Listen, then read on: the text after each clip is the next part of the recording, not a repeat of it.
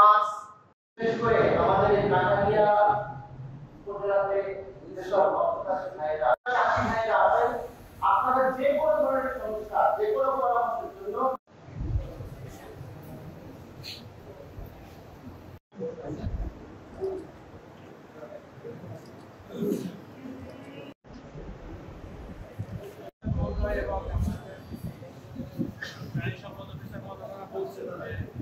দেশি প্রজাতির মাছ আসলে কেন চলে গেছে। আমরা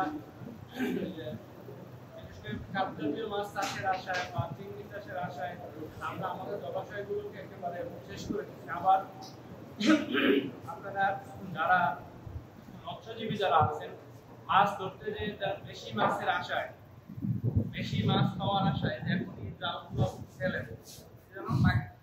মাছ চাষ শুরু করেছি। আমি আমার পুকুরের মাছ অত্যন্ত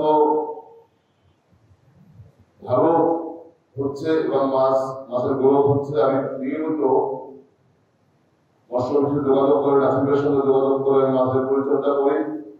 আপনাদেরকেও বলবো, যারা আপনারা মৎস্যচাষী আছেন তারাও নিয়মিত যে কোনো ব্যাপারে, যে কোনো সমস্যা যদি আপনারা দেখেন তাহলে মৎস্য অফিসে অবশ্যই যোগাযোগ করবেন।